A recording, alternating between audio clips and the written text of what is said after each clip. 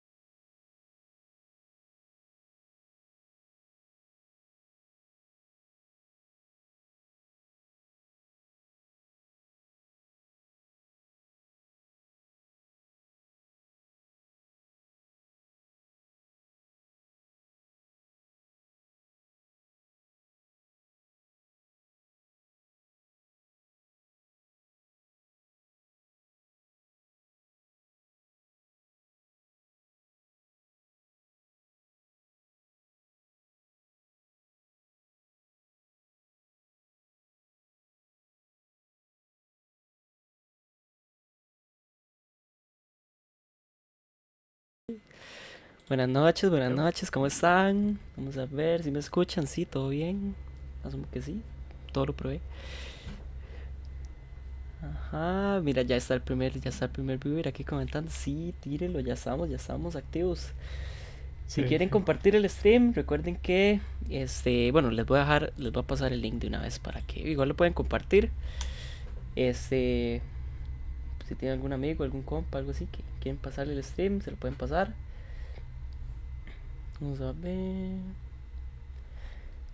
Vamos a esperar un momentito nada más que se conecten.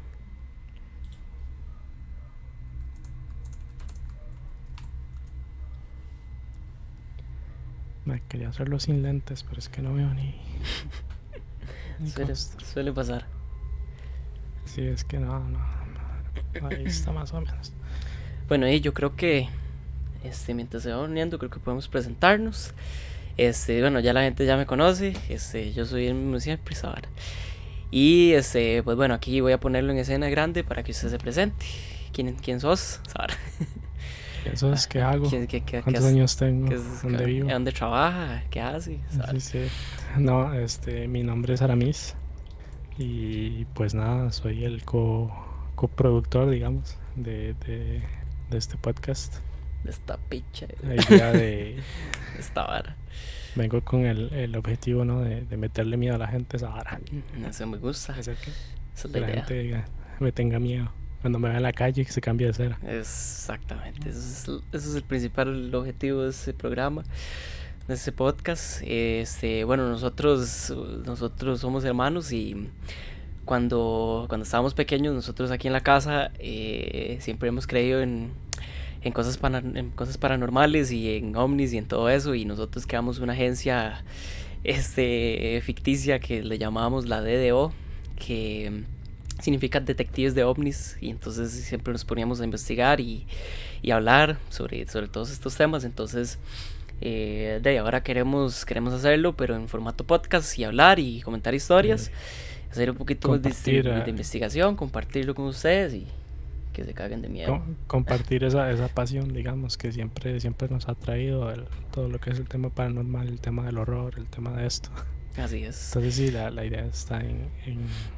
Y por eso mismo el nombre del podcast, que es The Lost Files of the DDO, que es los archivos eh, perdidos de la vamos DDO. a, vamos a hacer Es públicos todos los todos archivos los secretos de la DDO. secretos de la DO. Un Entonces, montón de historias. eh, de ahí no, creo que podríamos comenzar con la primera historia, ¿no? Sí, pero primero digo yo, presentar un toque a las historias. El día de hoy lo que vamos a hacer son historias que no son historias tanto de horror, pero sí son historias un toque extrañas, historias que tienen su base real, digamos, que fueron documentadas a través de la historia. Son historias que tienen lugar en diferentes épocas. ¿Ah? La historia más antigua es de 1518. Y no, pues sí, yo creo que ya presentando eso ya podríamos empezar. Bueno, yo voy a ser el primero que les va a relatar la primera historia. Eh, Vamos a poner de una vez. Vamos a poner la imagen. Esa no era. Vamos a darle un toquecito. Esa tampoco era. No la Eso tengo. tampoco es. No la tengo, se me perdió. Pero bueno, esta es una historia que, a pesar de que hay muchos escépticos, lo que les voy a decir a continuación es algo que se toma tal vez como una leyenda urbana del montón, pero esto tiene varias apariciones de pruebas que refutan todas las dudas de los no creyentes se hacen. Entonces el siguiente tema me parece muy interesante, ya que a pesar de que quizás no sea real lo de qué tan posible sea viajar en el tiempo, sí hay casos similares de personas que aparecieron en otra época, pero transportar una cantidad enorme de masa que venía desde un tren hacia el pasado o posiblemente el futuro. Les comento, el 14 de julio de 1911, la compañía ferroviaria Zanetti ofreció a los italianos un viaje de prueba gratuito en su nuevo tren. Los pasajeros disfrutarían de este viaje y admirarían vistas panorámicas alrededor del largo de todo el camino. Y disfrutando y hablando sobre la maravillosa experiencia que era viajar en este tren. Uno de los sitios por donde pasaría era un nuevo túnel que atravesaba una montaña. Fue uno de los más largos construidos en aquel momento, y de hecho es aquí donde comienza lo perturbador de este viaje. El tren ingresó en el túnel y aproximadamente 1 kilómetro adentro de la montaña de Lombardía se esfumó y nunca salió, simplemente desapareció. Después de aquel incidente, los trabajadores del ferrocarril y la policía buscaron y registraron hasta el mínimo centímetro, no encontrando rastros del tren. Y el túnel en sí era solo un tubo largo, donde no había dónde ir, sino al otro lado, por naturaleza, es lo obvio, ¿verdad? Pero en estas vías no había ningún tren, ni señal ninguna de que hubiera pasado algún choque o que hubiera pasado algún incidente ahí. Sin embargo, se encontraron 2 pasajeros que saltaron del tren justo antes del momento en el que se desapareciera, adentro del túnel, que más tarde al llegar pudieron contar la historia de su extraño viaje. Estos pasajeros relatan que cuando el tren se acercó al túnel salió un humo negro de la nada, así como una densa niebla blanca que cuando ingresaban sobre el tren este disminuyó su velocidad y cuando se acercaba más y más en la niebla comenzó a envolverlo a todos los pasajeros y todos entraron en pánico y se tiraron al suelo antes de que el tren siguiera. Uno de los sobrevivientes contó a un periódico italiano sobre el incidente y decía que oyó un zumbido un poco claro más allá del humo negro y pude ver una niebla de color blanco lechoso que se arrastraba por el túnel y literalmente se tragó el tren como una ola y con el primer vagón del malogrado tren este se abrió. Este pasajero cuenta que se volvió tan horroroso. El tren apenas se movía, así que relata que saltó y cuando mis ojos se encontraron con otro pasajero que saltó al mismo tiempo que él, ambos golpearon el suelo con fuerza y eso es lo último que recuerda.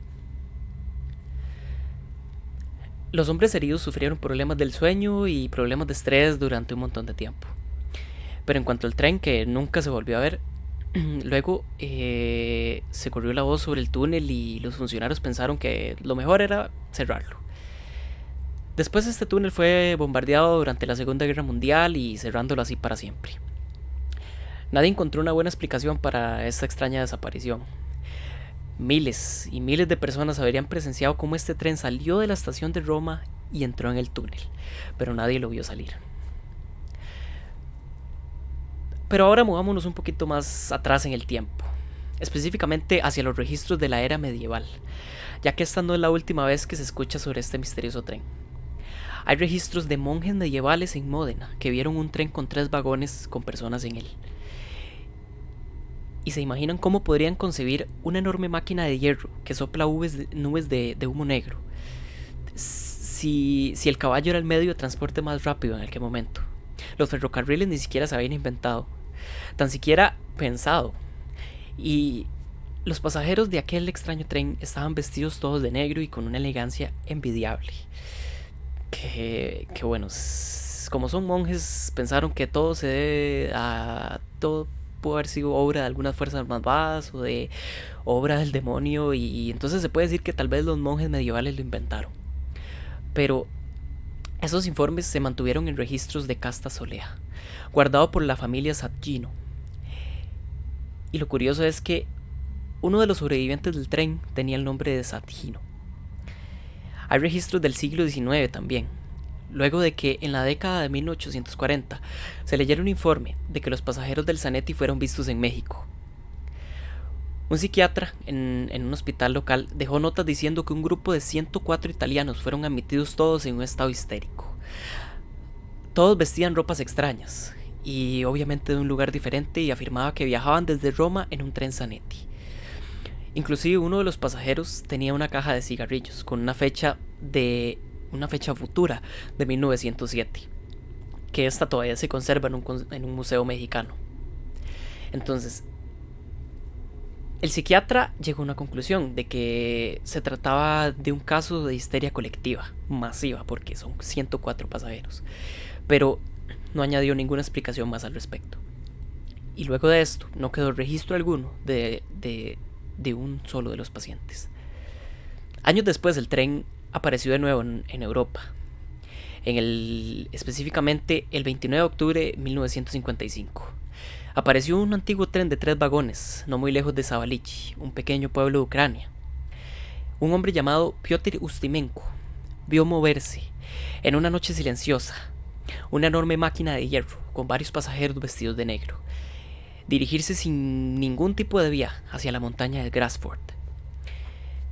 Este ucraniano pensó que se trataba de algún tipo de visión y se frotó la vista, pero ahí estaba, con cortinas cerradas, puertas abiertas y una cabina de conductor vacía.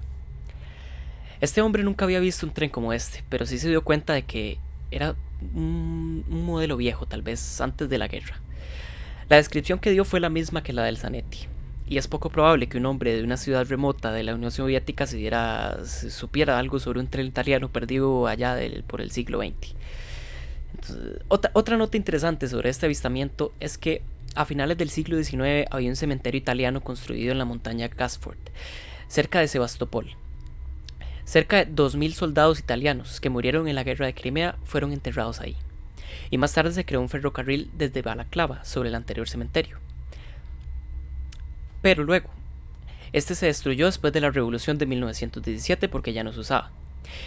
Entonces quiere decir que este tren estaba montado sobre pistas fantasma y un tren fantasma, quizás para encontrarse con sus hermanos italianos, también fantasmas. Tal vez nunca lo sabremos.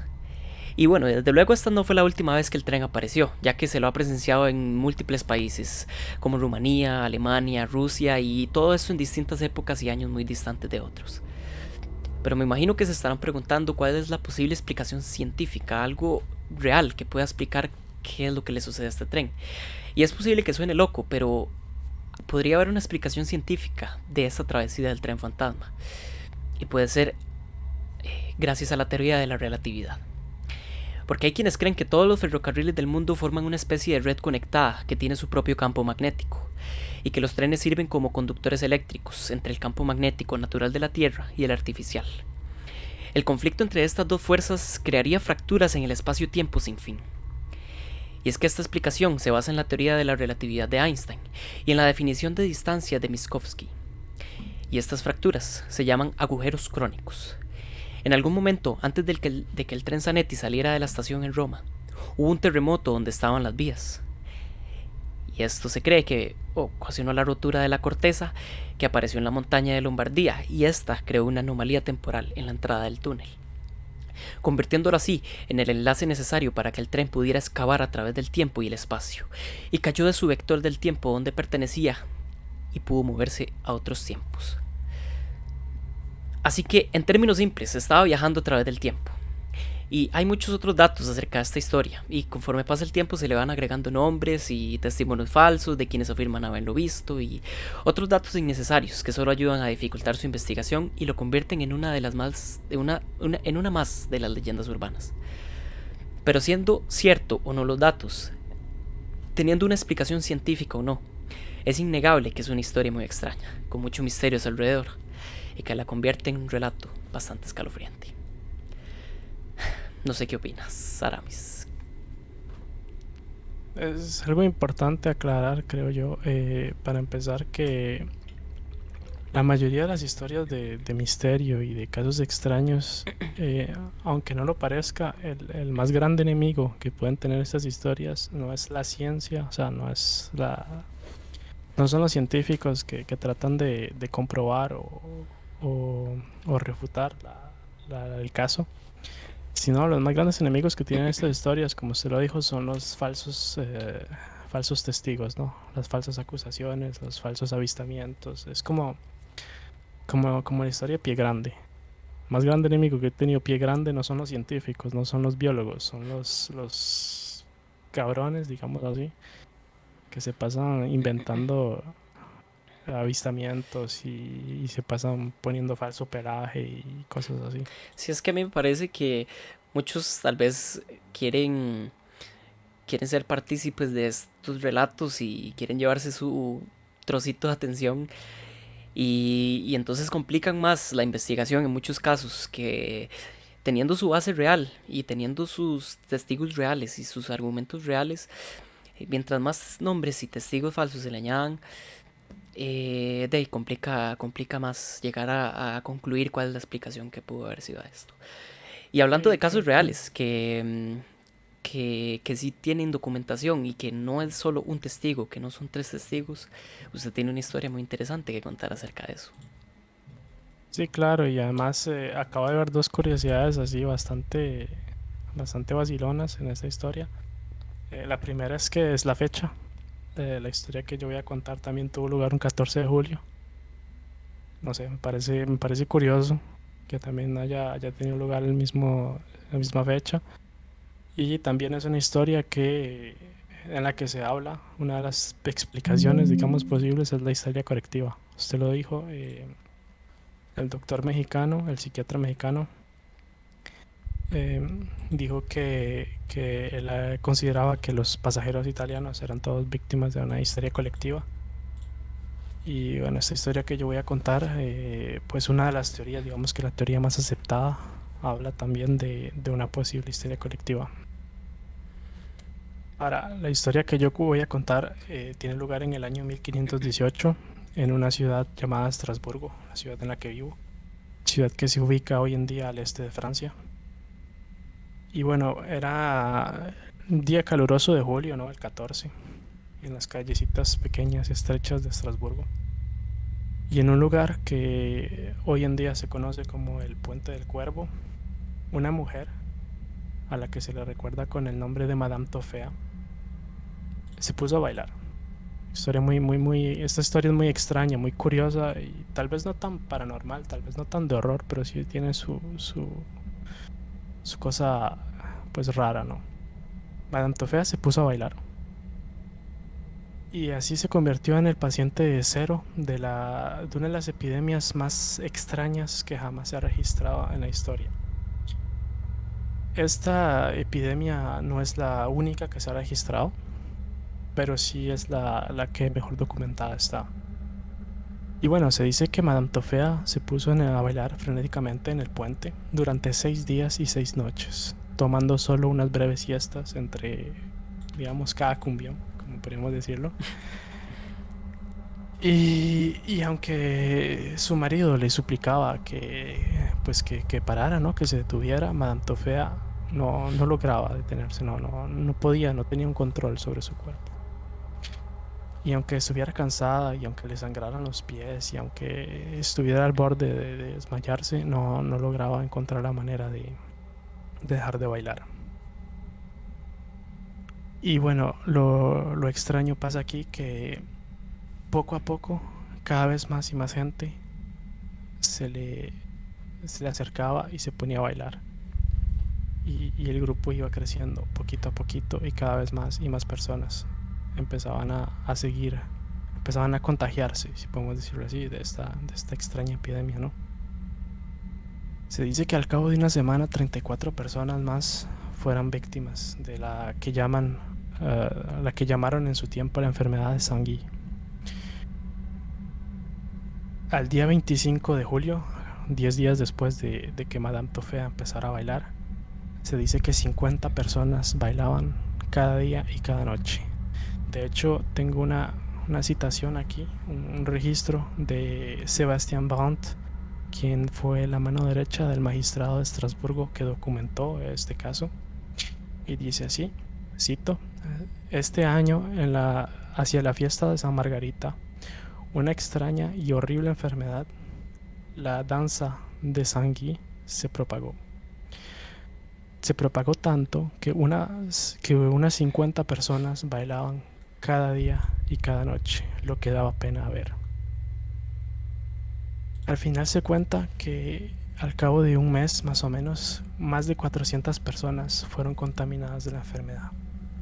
Se dice, aunque no se ha podido confirmar de manera clara porque ningún documento de la época lo confirma, que la gente bailaba hasta caer extenuada, que bailaba hasta caer muerta del cansancio. Muchos decían que estas muertes se debían a paros cardíacos, accidentes cerebrovasculares o simplemente cansancio puro. No se sabe, como ya lo he dicho, cuánta gente pudo haber fallecido de esta historia. La verdad es que no se tiene confirmación, no hay ningún registro forense de la época que permita confirmarlo. Hay que saber que esta historia tuvo lugar en 1518, lo que hace que los registros, pues, cuesta mucho que hayan sobrevivido hasta nuestros días. Pero se dice que el magistrado de la ciudad trató de controlar la situación, trató de contener la plaga, creando una comisión especial en la que agrupó tanto a las autoridades religiosas de su momento como a las autoridades médicas. Las autoridades religiosas afirmaban que se trataba de un castigo divino. La ciudad había sido víctima de una sucesión de hambrunas y epidemias. Y como los habitantes eran fieles creyentes y seguidores de Sangui, de quien toma el nombre de la enfermedad, se decía que Sangui tenía el poder de infligir y curar enfermedades, en particular a través de la danza. Por otro lado, los médicos evidentemente preferían una hipótesis más natural, más científica, si podemos decirlo así. Ellos decían que esta era causada por el calor, que hacía que la sangre se calentara mucho y que pues el cuerpo tratara de expulsar ese calor a través del movimiento. Lo extraño de este caso es que los médicos para este tipo de enfermedades solían prescribir lo que llamamos sangría. Y no estoy hablando de la bebida, estoy hablando de un método médico que consistía en sacar la sangre, pues no, tomar la sangre pues al paciente para tratar de evacuar el mal.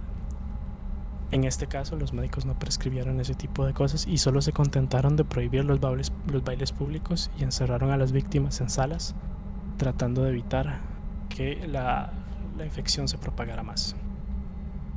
Se dice también que los médicos aconsejaron al magistral que contratara personas para que bailaran y animaran a los enfermos, pero no hay ninguna fuente clara que nos permita pues realizar la eficacia de este tipo de iniciativa. A lo largo de los siglos, esta enfermedad, este caso, como he dicho, no es el único, pero sí el mejor documentado, ha dado mucho de qué hablar a través de los siglos, ¿no?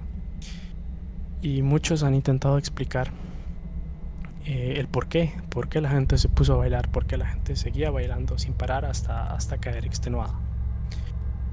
Una de las primeras teorías que se dijo fue dada a una intoxicación debida a un hongo llamado micotoxina que se encontraba en la harina.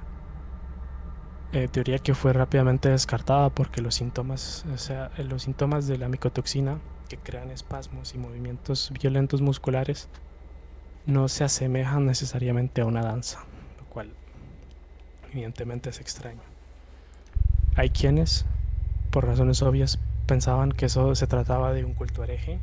Acuérdense que estamos en 1518. Y hay quienes inclusive hablaban de una posesión demoníaca masiva. Pero como ya lo he dicho antes, la teoría más privilegiada es la de la histeria colectiva. Ha habido a lo largo de la historia varios accidentes de este tipo. Este no es el único.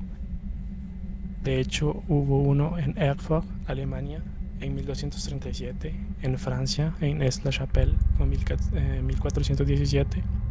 Y de hecho, dato curioso, en la mismísima región de Alsacia, región a la que pertenece Estrasburgo, hubo una epidemia similar justamente, precisamente un siglo antes, en 1418. Hasta el momento no se sabe mucho de estos casos, ya que tuvieron lugar en plena época medieval, pero se dice que el último caso de histeria colectiva o de epidemia de baile registrado hasta el día de hoy fue en Madagascar en 1863.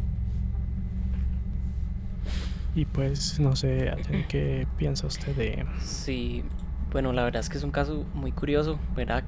Cómo, cómo bueno, lo hemos vivido hace muy poco, el tema de las epidemias y cómo se vive ese terror, ¿verdad? Pero no De me imagino, hecho, ajá, en el año, no sé si fue 2019 o 2020, un, cinema, un director de cine se puso a grabar a la gente bailando dentro de su casa, como una especie de homenaje, ¿no? Como para hacer un paralelo entre la epidemia del COVID y la epidemia de baile de 1518. es un caso demasiado extraño y, o sea, de todas las explicaciones, o sea, yo creo que hasta la más posible puede que haya sido una posesión demoníaca masiva, quizás porque un hongo, una toxina, no se ha visto recientemente que algún tipo de toxina cause eso. Y si lo es algo que, o sea, tiene potencial de, de un arma de un arma, cómo es que le llaman? Arma biológica. Un arma biológica, sí. Y es que, o sea, es Sí. algo que la verdad es que es bastante misterioso y que se presente y que no solo haya sido una vez, sino que se haya presentado varias veces y que este caso esté así documentado a pesar de la antigüedad, es algo que me deja pensando, la verdad es que es algo Yo lo que le veo curioso a la extraño. historia es que en Alsacia, en la misma región, exactamente en la misma región, Estrasburgo es la capital de Alsacia, hubo otro caso similar, pero precisamente un siglo antes, o sea, 1418, un siglo, día por día, hubo un caso similar del que no se tiene mucho registro, supongo que por la época. Hay que saber que en ese tiempo Estrasburgo era una ciudad, o Alsacia era una región independiente que no pertenecía a ningún país. Todavía no era parte de Francia. Entonces tal vez los registros se perdieron ahí en ese lapso, pero que haya justamente un caso similar un siglo Un antes. siglo antes, ¿no? Y es que sí, ese es el problema. Una historia tan antigua cambia los testimonios, cambia los nombres, inclusive los archivos se pierden. Ha habido guerras mundiales, ha habido Sí, claro. saqueos, ha habido robos, ha habido conquistas. Durante todo ese proceso muchas cosas se pierden y que aún así De se hecho, mantenga y que tengamos toda esa información, eso es algo que es inquietante, la verdad. de hecho sí se nota porque, como le digo, el nombre del paciente cero, digamos, del que podemos llamar el paciente cero, que fue Madame Tofea, se dice que no es un nombre real, se dice que es el nombre que se le dio, se le fue dado por un historiador o un médico que trató de documentar el caso varios años después.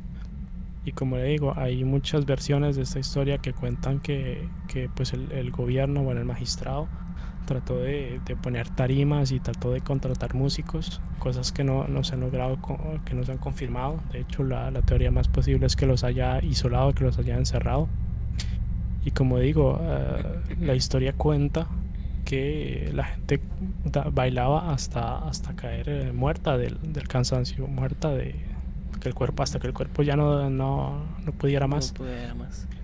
Pero no hay un documento oficial que sea fiable, que hable de fallecimientos. O sea, hasta donde se sabe oficialmente por el documento que encontré, que fue escrito por el magistrado, por el asistente del magistrado, se sabe que sí, la epidemia tuvo lugar, que hubo gente que bailó, se sabe que a la enfermedad se le conoció como la enfermedad de Sangui. No, y inclusive los que están viendo la pantalla, yo tengo unas imágenes que es de pinturas que se han hecho. acerca del caso. Aquí esta es la imagen, una de las imágenes, porque hay varias que lo retratan en pintura. Y es que, o sea, es algo que definitivamente sucedió. El asunto es saber por qué, ¿verdad? La cosa es saber por qué y cuál fue digamos, el final de la historia. Eso es otra cosa interesante de esta historia, es que no se sabe con exactitud cuándo terminó la epidemia. O sea, se sabe cuáles fueron las medidas tomadas por el magistrado, se sabe que hubo una epidemia, pero no se sabe cuándo terminó. De lo que pude encontrar, algunos registros dicen que la enfermedad lo más seguro duró todo el verano. El verano en la región de Estrasburgo son 2 meses, generalmente de julio a septiembre.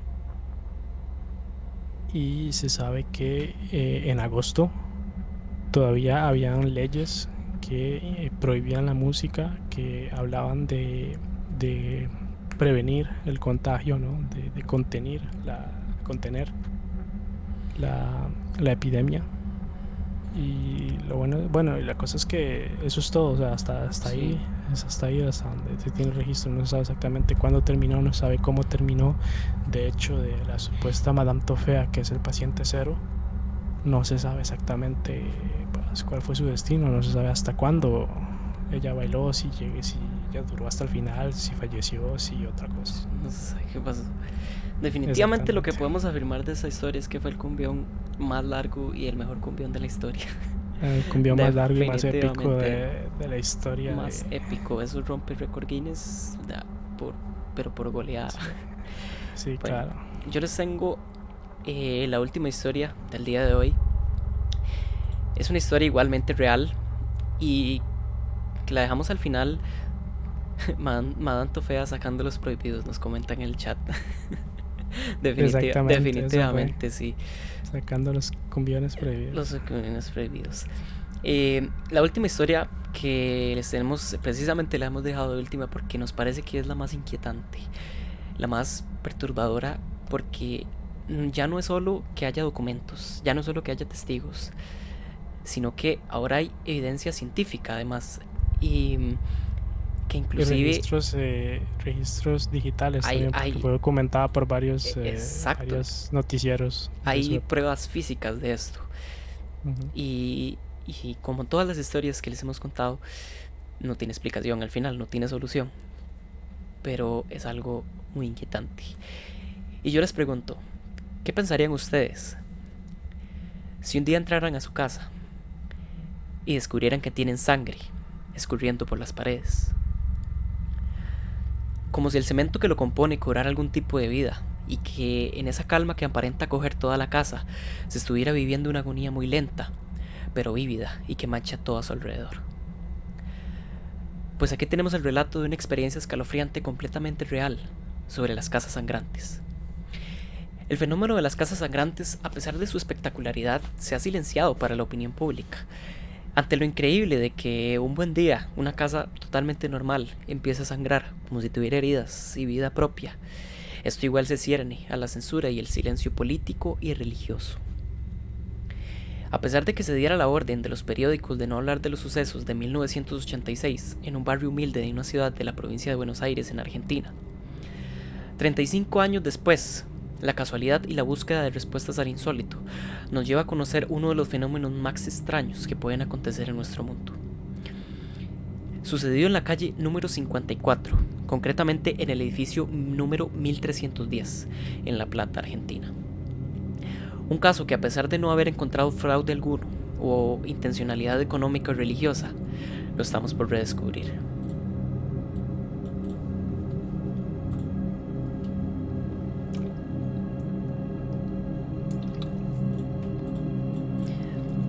Corrían días de inquietud política y económica en Argentina, ya que el presidente por aquel entonces quería trasladar la capital desde Buenos Aires hasta la ciudad de Viedma, y el pueblo tenía su mirada en otros temas. Pero sin previo aviso, un sábado 15 de septiembre de 1986, a las 7:30 am, Luis Abraham Fersko, un fotógrafo de origen polaco, fue a buscar el periódico. Tranquilo y como cada mañana, mientras que su esposa Cipriana Núñez, una inmigrante uruguaya, y la cuñada del dueño de la casa, Blanca Luz Rodríguez, se dirigieron al laboratorio fotográfico, ubicado en la calle 54, número 1310, de la ciudad argentina de La Plata, solamente para barrer antes de abrir. La sorpresa de las dos mujeres fue mayúscula cuando se vieron sorprendidas que de las baldosas salía sangre, aunque para ellas al comienzo solo se trataba de algún tipo de líquido rojizo que brotaba y saltaba por todos lados, siguiendo un rastro hacia el fondo de su casa, donde se terminaba el camino. Fueron momentos de incertidumbre total, porque no sabían qué pasaba realmente. Solo tenían la certeza de que ante sus ojos se encontraban varios charcos de sangre. Las manchas eran visibles desde la misma entrada del local y parecían seguir la pauta de un recorrido que llegaba hasta la cocina. Situada por aquel entonces hasta el final de aquel edificio. Obviamente gritaron, y los gritos de Cipriana y Blanca alertaron al joven Oscar, que a pesar de estar en cama, a causa de una lesión que tenía en su tobillo, hizo un gran esfuerzo y no tardó en apersonarse donde ellas estaban. Creían que su madre y su tía estaban sufriendo un accidente o algún tipo grave de agresión. Así que corrió y pasó rápidamente por donde estaba la sangre, y a pesar de ello, no se manchó. Sin embargo, Blanca sí se había ensuciado con aquel líquido rojizo, y con la sorpresa en su cuerpo, intentaba tranquilizar a aquellas dos mujeres. Oscar miró hacia el suelo y por primera vez fue consciente de la sangre. Luego siguió el rastro de este líquido rojizo, que según los testigos seguía brotando. Fersco nos cuenta acerca de esta anécdota que cuando la sangre emanaba quedaba a unos 5 o 10 milímetros aproximadamente y de forma permanente, porque si se limpiaba volvía a rellenarse constantemente. A los pocos minutos, y tras escuchar los gritos procedentes del local, varios vecinos fueron ahí para ver qué pasaba. Esto porque los Fersco eran una familia muy tranquila y muy querida en la zona, y se les hizo demasiado extraño los gritos que escuchaban de ahí. Así que acudieron inmediatamente por si algo grave estaba pasando. Esto no fue sino solo el inicio de cientos de visitas diarias. Oscar nos comentaba que calcularon que en los siguientes días, al menos 500 personas cruzaban cada 24 horas las puertas de aquella casa, a la que todos apodaron con el nombre de la Casa Sangrante de La Plata. Y así nos los confirmaba Félix Alberto Velázquez, un taxista y amigo de Oscar Máximo Fersco, el fotógrafo polaco, que fue la persona encargada de dar paso y controlar que la sangre no fuera tocada. Esto se volvió algo imposible porque la multitud se agolpaba, ansiosa por ver todo aquello, y ni siquiera la propia policía podía contenerla. Se llamó a la que por entonces en La Plata se le conocía como el Comando Radioeléctrico, una patrulla itinerante, que se presentó de inmediato y tuvo una presencia activa en la casa durante los días siguientes. Inicialmente llegaron 4 efectivos y revisaron todo, pero no encontraron nada. Los pobres estaban blancos y ni siquiera sabían de dónde salía. Nos confesaba Oscar sobre las primeras actuaciones de la policía. Incluso el subcomisario Pacheco, jefe por aquel entonces, se presentó en el lugar, junto a varios peritos que fotografiaron todo el edificio y tomaron muestras del líquido que brotaba de las baldosas. Fotografía que les estoy poniendo en pantalla.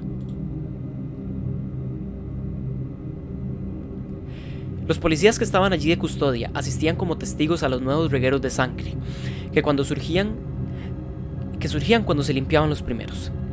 Un médico joven de 25 años por aquel entonces, el doctor Arturo Marcelo Lescano, tomó muestras de la sangre y afirmaba que esto es sangre. Esto se ha coagulado como la sangre y tiene su olor. Y según los análisis llevados a cabo sobre el líquido, se trataba de sangre del grupo ARH positivo, con una sustancia extraña que no pudieron identificar.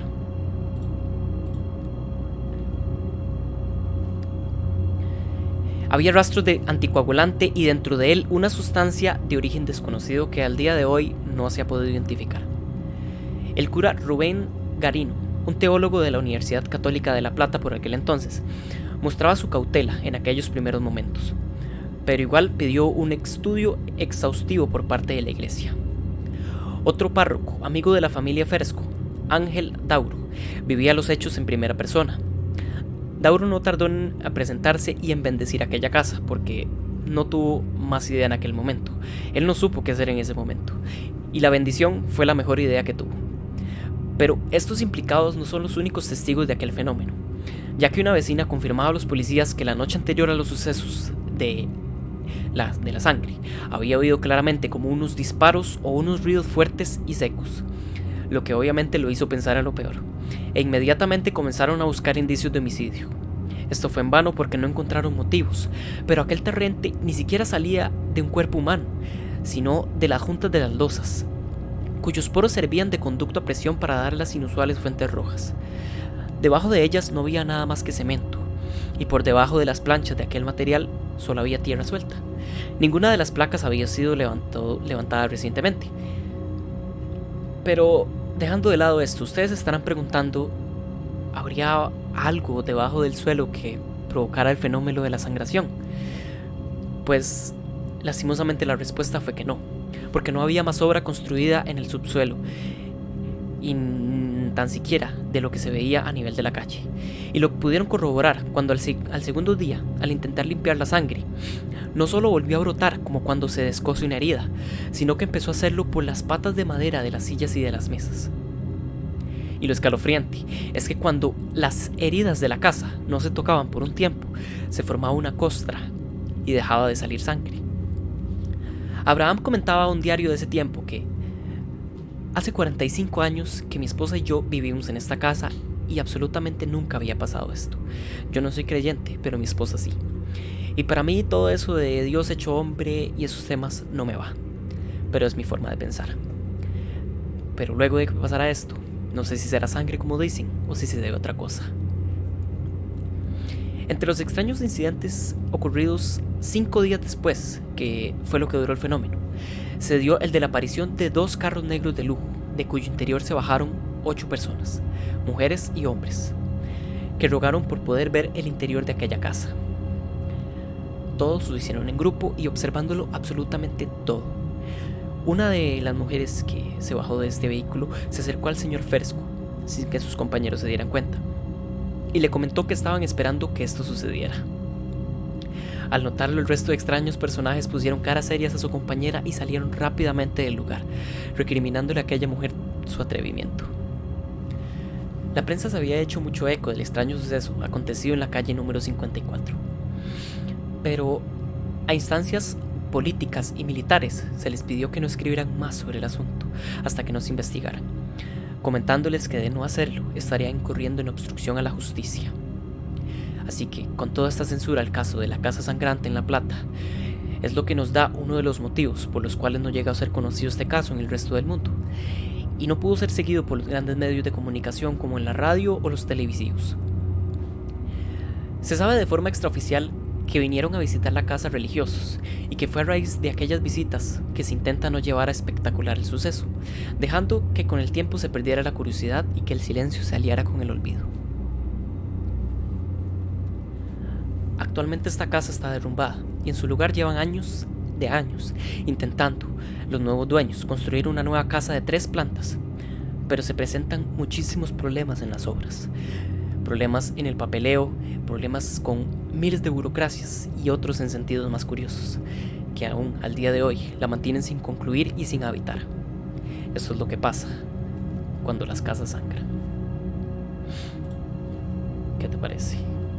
Muy interesante y pero muy curioso porque aquí en Francia, exactamente el 1986, se dio un caso muy similar y más o menos en la misma época.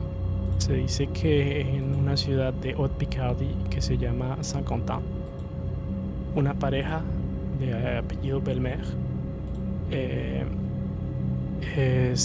vivía en una casa, en su casa después de casarse, ¿no? Y también pasó algo parecido, los muros empezaron a sangrar, empezaron a aparecer manchas, se dice que empezaron como caía del techo y manchaba todo, ¿no? La cama, manchaba los muebles, manchaba todo. Y pues en pánico los dos, la pareja, se fue a la policía, ¿no? Se fue a pedir ayuda. La policía al principio no les creyó, ¿no? Como cualquier oficial, cualquier autoridad, digamos, cuando le llega un caso así, yo supongo que pues que es difícil creer la historia. Pero no, cumpliendo con su deber, acompañaron a la pareja a la casa a ver qué pasaba. y vieron el líquido rojo aparecer por todo lado y pues no les quedó otra más que analizarlo. Ahora no encontré exactamente qué tipo de sangre encontraron, pero sí sé que era sangre, que los análisis de laboratorio confirmaron que se trataba de sangre. Y lo curioso aquí está la diferencia entre digamos, la manera en que se manejó el caso. Hay que saber que Francia, los franceses en general, son un poco más escépticos en cuanto a lo que es el horror y lo paranormal y lo misterioso. Y yo creo que fue por esa razón que el caso tal vez se pudo documentar más y llegó más lejos, ya que aquí las televisoras participaron. De hecho, en YouTube todavía se puede encontrar un documental de Lina que data del año 86, en el que el noticiero nacional, creo, o regional, no estoy seguro, contaba justamente esa historia. Se ve una entrevista que se hizo a la señora Belmer y también al capitán de policía, capitán del cuerpo de policía, que dice en la entrevista, eh, yo no creo en estas cosas, pero tengo que admitir que es extraño. Tengo que admitir que no tengo una manera de explicar la cosa. Y pues estamos tratando de hacer todo lo que podemos para, eh, para, para encontrar una respuesta. Y lo que digo aquí, lo vacilón, digamos, lo curioso es la manera en la que se maneja, ya que en Argentina supongo que la casa fue un lugar de peregrinaje para muchos religiosos y muchos creyentes. Francia, al no ser un país tan creyente, la casa hoy en día no se sabe exactamente dónde está. Eh, de lo que pude encontrar, ciertas personas dicen que la casa ya no existe, otras dicen que todavía está, pero la historia se perdió en el tiempo. Nadie sabe exactamente si volvió a ocurrir algún suceso extraño en la casa, nadie volvió a hablar y nunca hubo ese peregrinaje, nunca hubo como esa bomba mediática, digamos. Sí fue extraño, sí pasó en la tele, sí se habló y después así solo se dejó de hablar y se olvidó en el tiempo. Sí, sí, y lo curioso es exactamente eso, el manejo que se le da al caso, porque como lo dice, en Francia, totalmente escépticos y totalmente fuera de creer en que está sucediendo algo fuera de lo normal. En cambio, en este caso, en Argentina, si ves uno de los primeros testigos que llegó a esa casa, fue un párroco. Y lo primero que hizo fue bendecirla. O sea, la primera idea que tuvo fue eliminar demonios, fue sacar fantasmas, sacar aquel ente, aquel espíritu que estuviera habitando ahí. Porque la idea más lógica o la primera idea que tuvo acerca de la explicación que podría darle este fenómeno es: aquí hay un ente, aquí hay algo que está poseyendo esta casa, aquí hay algo manifestándose. Sí, Entonces la primera explicación es un que se le constante. da en Argentina es la explicación religiosa, ¿no? Lo Mm, primero que tiene la casa es que, bueno, tiene algo que ver con la religión, tiene algo que ver con un espíritu, tiene algo aquí. Que por el contrario, en Francia la primera cosa que se hizo fue llamar a la policía, diciendo, bueno, aquí hubo un crimen, sí, aquí aquí acá mataron a alguien, ¿no? sí. Y sí, es un contraste interesante y curioso. También me llama la atención lo de estas personas que visitan esta casa, ocho personas específicamente, y que simplemente dicen: estaba esperando que esto sucediera. Y después de eso se van, sin contexto, sin ninguna explicación, simplemente le dicen a Fersco: estábamos esperando que esto sucediera. ¿Cuál es, ¿Cuál es la razón para decir esto? ¿Cuál es cuál es la explicación? ¿Cuál es el motivo que los lleva a decir eso? Porque si lo dices porque algo sabía que iba a suceder, entonces es algo que también nos deja con dudas. Sí, y más que todo saber quién dijo, o sea, quiénes son esas personas, qué carajos vienen a hacer, o sea, qué También. quieren. A mí honestamente lo que más me llama la atención y lo que me parece, digamos, que se puede prestar más a teorías y a ideas y a conspiraciones, digamos, sería la fecha. el hecho de que en Argentina tuviera lugar en, ¿qué dijo usted? ¿Septiembre de 1986? Era noviembre de Nove- 1986. ok, Noviembre. noviembre de 1986. Ahora, por lo que yo vi en el documental francés, fue, como ya le dije, el mismo año de 1986 y por lo que pude ver en el documental era en invierno. Entonces por ahí de noviembre a diciembre. Y eso es lo que más me llama la atención, que fue exactamente en el mismo año y muy posiblemente en la misma época. Ahora no encontré qué fecha exactamente, en qué fecha exactamente tuvo lugar el caso en San Contán, pero sí. Hay otro dato curioso acerca de esto y es que está este caso en Argentina, está este caso en Francia, pero no son los únicos. Ha habido casos en España también. Ha habido casos, inclusive creo que se han repetido en otras partes de Argentina, en años distintos, pero también con épocas parecidas. Y esto es algo que es lo que más llama la atención. ¿Por qué es que se repite este fenómeno? Si fuera algo aislado, como que solo sucediera en Argentina y que pasara esto de las 8 personas extrañas que visitaron la casa y dijeran estábamos esperando que esto sucediera, tal vez se pudiera encontrar alguna teoría que lo relacione, ¿verdad? Si solo ocurriera una vez, pero en distintos países y en distintas épocas y en distintas casas, obviamente, es algo que también nos deja con demasiadas dudas y nos llama a preguntarnos por qué pasa esto, cómo es que una casa comienza a sangrar, por qué y cuál es la sustancia extraña también que encuentra el doctor en este anticoagulante y En esta la sustancia sangre, sí. extraña en la sangre. Es algo que definitivamente tiene demasiadas preguntas. Sí, es saber exactamente qué es, qué realmente fue lo que encontraron y saber si la sustancia extraña que se encontró al fin y al cabo fue identificada o no, porque como se lo dijo en Argentina hubo una censura mediática, el gobierno intervino, intervinieron las autoridades y tal vez sí se haya encontrado cuál fue la sustancia, simple y sencillamente se haya evitado hacerlo público, ¿sabes? Se haya evitado soltar detalles más inquietantes de la sustancia que se encontró. Lo bueno es que hay fotos de esto, porque si no, la verdad es que hasta a mí me costaría creerlo. Si no hubiera fotos, si no hubiera Ay, nombres, si no hubiera fechas, costaría creerlo. Pero como sí, los 3 casos que hemos contado, todos tienen testigos, todos tienen fechas, todos tienen nombres.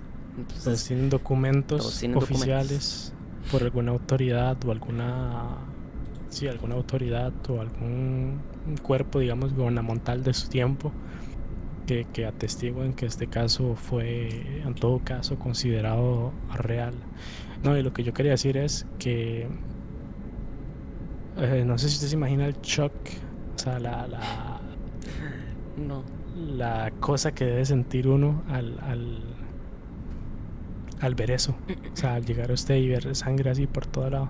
De hecho, yo tengo una anécdota así muy vacilona en ese sentido.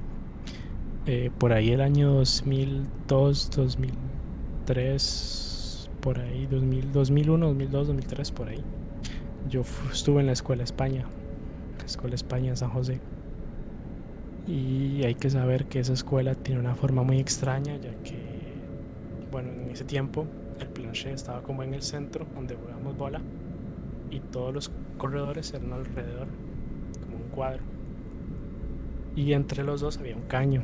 Y la cosa es que un día llegamos a las 7 de la mañana a la escuela y todos esos caños estaban llenos de sangre. Había así unas manchas de sangre que iban alrededor dándole vuelta al planché y que se extendían así por todos los corredores y por todo el lugar. Entonces imagínese usted el susto de no sé cuántos estudiantes éramos en ese tiempo en esa escuela, pero un reguero de carajillos que llegan y que ven así manchas de sangre por todo lado. Y encontraron solución, explicación para eso. No sé, o sea, honestamente no sé si los profesores, tal vez ellos sí, a nosotros nunca nos dijeron nada. Es Lo que, que sí ¿qué sé, razón tiene para haber un charco de sangre en una escuela? no sé, lo extraño también es que, bueno, en esa escuela hay varias historias alrededor de esa escuela. Lo raro, o sea, lo extraño es que también había un montón de como de cucarachas, sí, cucarachas muertas así regadas por todo el lugar.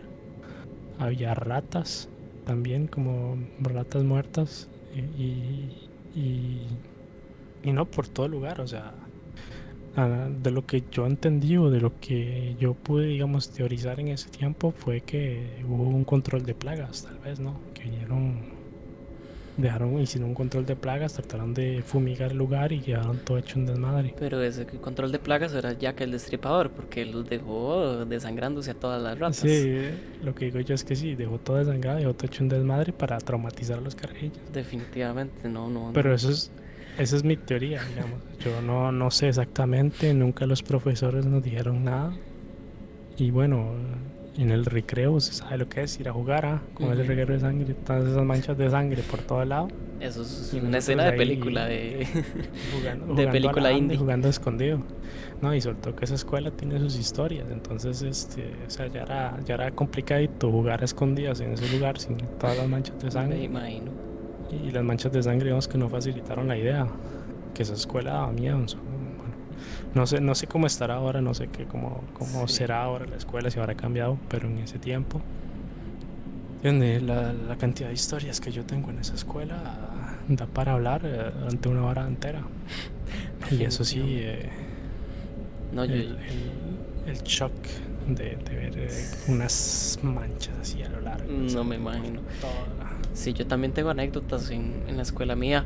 Por ejemplo, una anécdota rápida es que en uno de los pasillos había una imagen de la Virgen María, ¿verdad?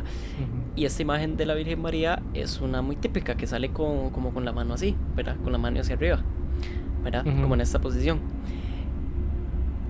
Bueno, primero que esa imagen de la Virgen María era, bueno, bastante como, para no decirlo de mala manera, era un poco mal hecha, un poco mediocremente hecha, ¿verdad? Entonces, Como que los ojos que daba tenía, malestar, sí, la verdad es que sí, y tenía, incomodaba saber. tenía unos ojos que la verdad no quisiera que me salvara de ningún pecado, la verdad.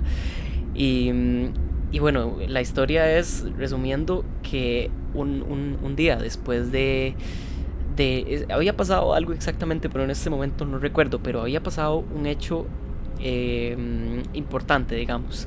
No me acuerdo si ya era algún tipo de festividad, si era Halloween, si era Navidad, si era Semana Santa o algo, digamos, en el que un día uno no va y el día o a la semana siguiente sí. Entonces ya habían pasado varios días en los que no había visto la imagen. Y muchos en la escuela comentaban acerca de esta imagen porque sí, tenía una cara muy fea y los ojos también eran feos y eso que les daba miedo, ¿verdad? Y un día llegamos y cuando vemos la imagen, en vez de tener la mano así, la tiene al revés, la tiene hacia abajo. Y tiene los ojos como con un rastro, o sea, aquí como si Mm, hubieran caído lágrimas. Del mismo color, o sea, como un color más oscuro de la piel. Por ejemplo, la imagen era sí, como color piel blanco, ¿verdad? No he hecho nada, es blanco nada más, ¿verdad? Y entonces aquí justo tenía un camino como un rastro de lágrimas y era más oscuro, era opaco, se sí, notaba claramente. como si Exacto, hubiera goteado como si algo. hubiera goteado algo, pero lo más impactante todo era la mano así, porque yo me acuerdo de eso y además yo creo que hoy mismo yo puedo ir a esa escuela y ver si está la imagen y le aseguro que va a tener la mano así, si es que no la han quitado, pero esto es algo que, o sea, por qué es que pasa esto? Y No, esa no sé. escuela fue la de San Rafael, San Rafael de Sí, Heredia. la de San Rafael de Mm, sí, Y, no, de hecho, y se hablaban mucho curioso. también de que tenían monjas enterradas debajo de las baldosas, digamos, debajo del piso, que era un piso de madera y abajo había como un hueco y después ya estaba la tierra y que en estos huecos había monjas y que había cosas enterradas y entonces que también salía sangre del piso y bueno, muchas historias en esto.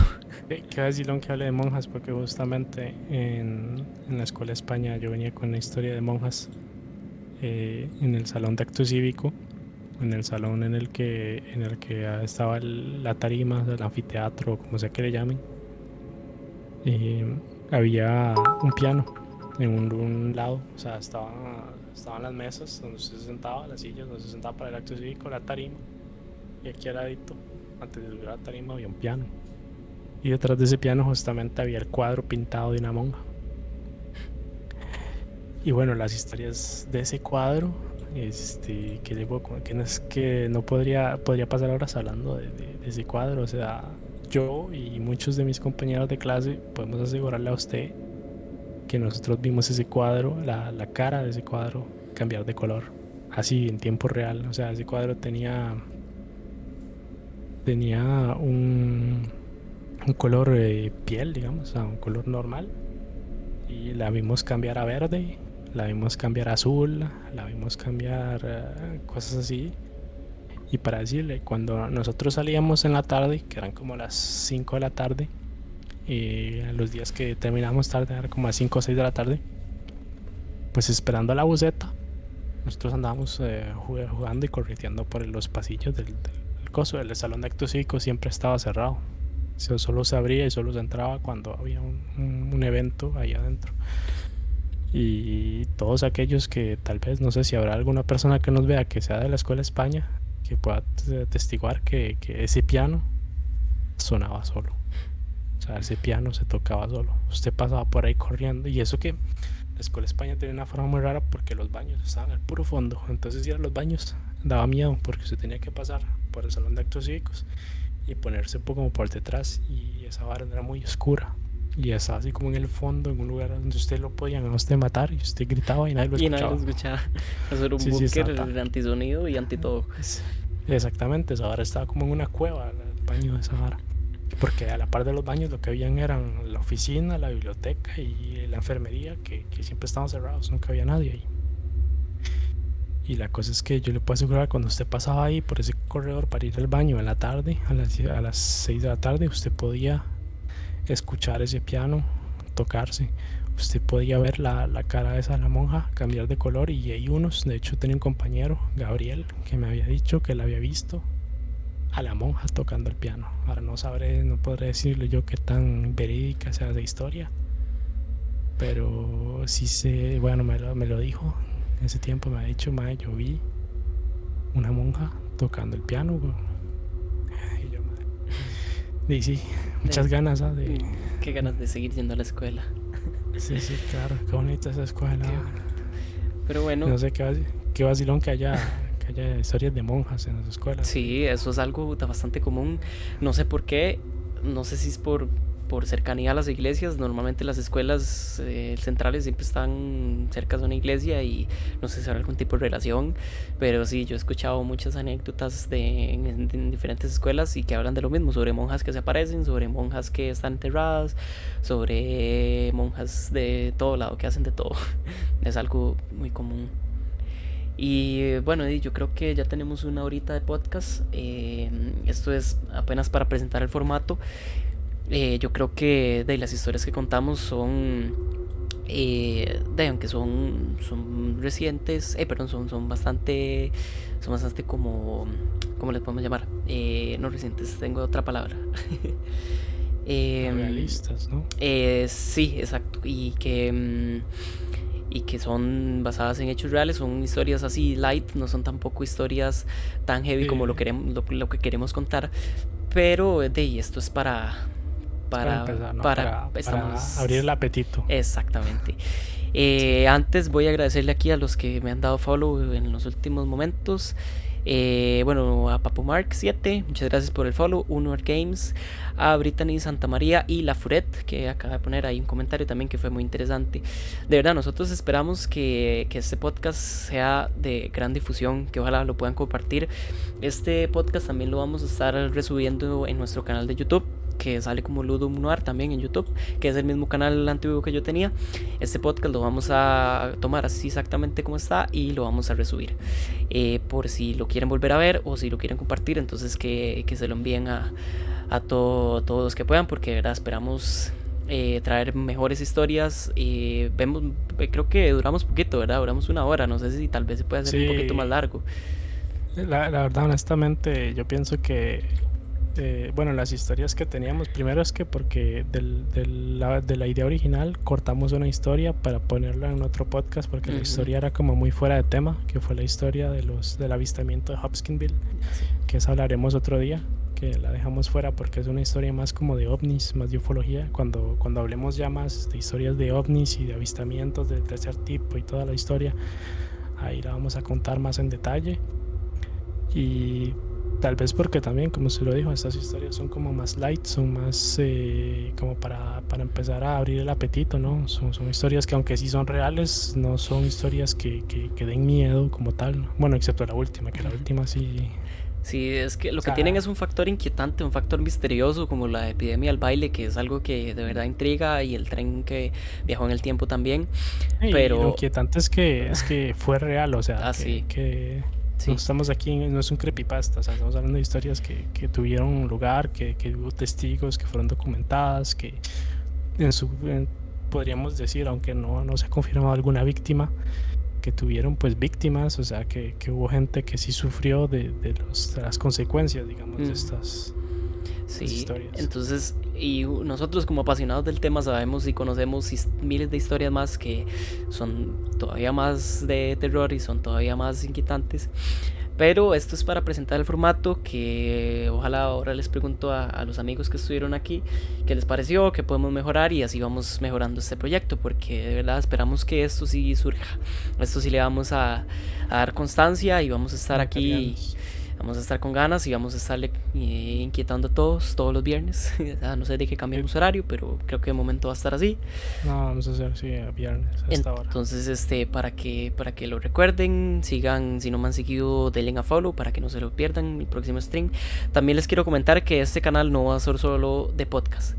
Vamos a hacer gameplays también. Vamos a mantener los gameplays que yo tenía anteriormente, nada más que vamos a estar jugando con Aramis, vamos a estar jugando con otros compas. Para cambiar un poquito la temática y que también la gente le gusta ver muchos gameplays. Entonces, ahí voy a estarles avisando exactamente los días que vayamos a tener los gameplays. El próximo sí lo tenemos fijo, ¿verdad? Es el domingo. En la hora no sé La hora, exactamente, pero exactamente, si la hora no está fija, pero fija, el hay que domingo ver. sí es de fijo. La hora todavía no lo sé, pero sí esperen Será, el gameplay el domingo. sí. Mm. ¿Qué iba a decir yo? No, pues yo creo que con eso está completo, sí. Yo creo que sí, con eso entonces podríamos terminar. Esperemos les haya gustado estas historias, que les reitero de nuevo que ojalá lo compartan para llegar a más gente. Y entonces nos vemos el próximo viernes en este mismo podcast de los archivos perdidos de la DDO. Entonces no sé si quiere despedir unas últimas ahí para la gente. Espero que les dé de qué pensar, sobre todo esta noche. Noche. Cuando, no, Sahara. Esa- Sí, no, yo la verdad no. Nada, lo único que puedo decir es que espero que les haya gustado y les deseo que tengan una buena noche. Para los que es de noche, que para mí ya está amaneciendo, pero bueno, Unas lindas pesadillas. sí, unas lindas pesadillas, o sea, y van a dormir y piensen en el cumbión, ¿no? Esa Sí, es la idea. piensen en el cumbión mientras viajan en el tiempo en una casa que sangra. Eso Exactamente, un exactamente. cumbión. O sea, se suben al tren. Imagínense este sueño. Usted se despierta en un lugar así, se sube a un tren, el tren lo lleva a una choza, usted se pone a bailar y la casa empieza a Y sangrar. empieza a sangrar y se hace un baile sangriento. Exactamente. Eso es Exacto. excelente para ir a soñar esta noche. La cumbia sangrienta. Exactamente. Pero bueno, mi gente, entonces nos estamos viendo y espero poderlos seguirlos viendo, los que estuvieron durante esta horita de podcast. Espero que esté muy bien y nos despedimos.